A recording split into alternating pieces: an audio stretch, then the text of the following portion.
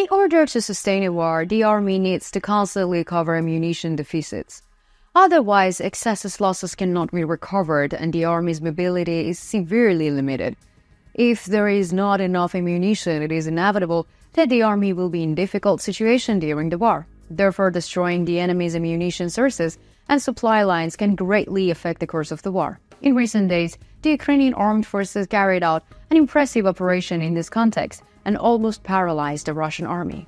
Ukrainian Armed Forces units are inflicting serious damage to the Russian army through unmanned aerial vehicles strikes. The Russian army is in a great shortage of ammunition supplies. In addition to the sanctions, the Russian Federation is experiencing great difficulties with the attacks of the Ukrainian army. Recently, the Ukrainian Armed Forces carried out a massive operation with the unmanned aerial vehicles.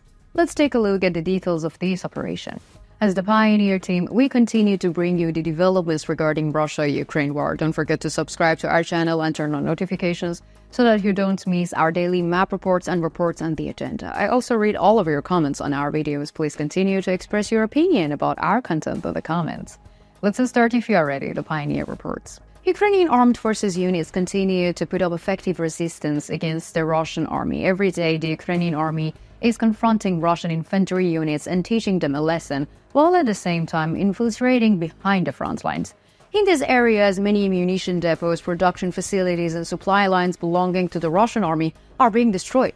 Once again, the Ukrainian Armed Forces took the field using unmanned aerial vehicle. In the Russian Federation, as well as it is known, there are some obvious problems.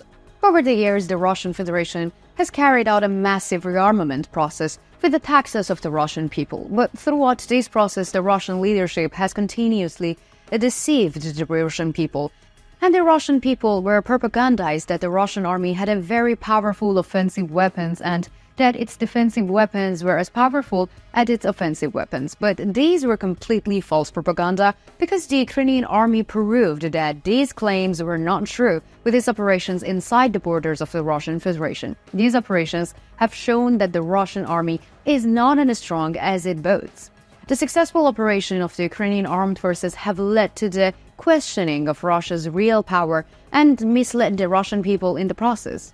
In recent days, the Russian Federation has once again been shaken by the violent explosions. One of the factories where the Russian administration was producing weapons for the Russian army was located in the city of Terchinsk, in the Nizhny Novgorod region of Russia. In this factory, a large production was being made by the Russian army. Recently, however, units of the Ukrainian Armed Forces stopped this production. Ukrainian unmanned aerial vehicles struck this strategy factory, dealing a heavy blow to the Russian military. This attack not only severely damaged Russia's military capabilities, but also seriously undermined Russia's economic and military security.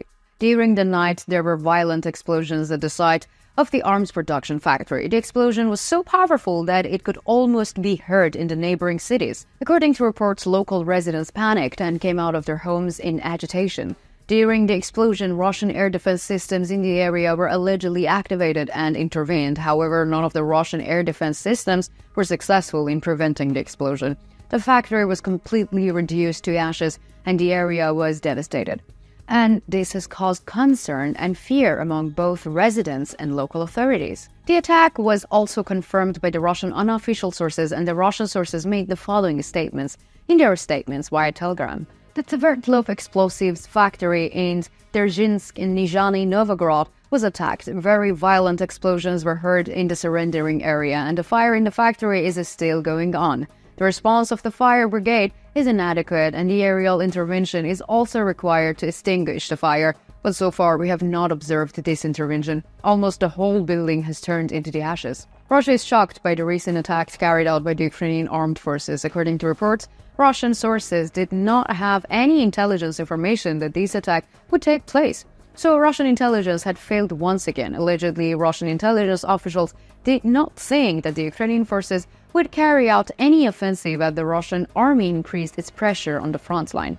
However, the Ukrainian Armed Forces once again frustrated the expectations of the Russian intelligence, and this incident has once again exposed Russia's intelligence weakness and the weaknesses of its military strategy. There is a great concern and confusion among the Russian public and the leadership.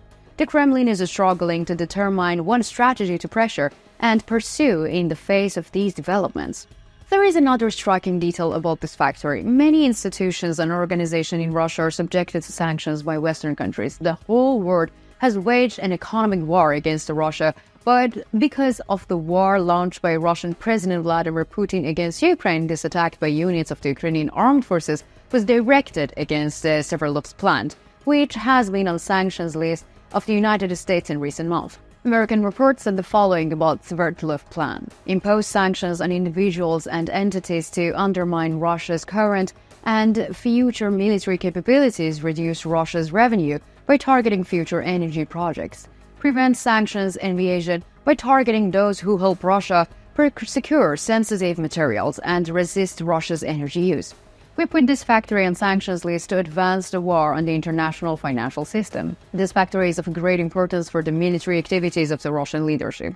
They produce a huge amount of production for the occupation processes in Ukraine, and it would be in Ukraine's own interest to stop production there. The Ukrainian Armed Forces dealt a heavy blow to the Russian military with this drone strike. Russia's problems have been exacerbated by heavy sanctions, which have caused the Russian Federation to suffer economic problems. At the same time, the successive blows of the Ukrainian Armed Forces to the Russian army on the front line put Russia in a very difficult situation. As you may recall, drones of the Ukrainian Armed Forces recently destroyed an armored vehicle depot belonging to the Russian army on the borderline. It is claimed that there were more Russian armored vehicles destroyed in this attack and the first determined. Of course, here are 10 questions. What do you think? Is the Ukrainian army successful in its strikes behind the front line? And how do you assess the Ukrainian army's drone strikes? The third one, what do you think about the ineffectiveness of the Russian air defense systems? And how do you assess Ukraine's strategic efforts to put Russia in difficult position? Let me know in the comments, because I read and I care about all of your comments.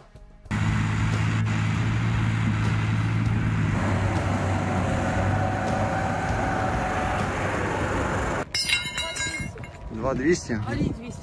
Али?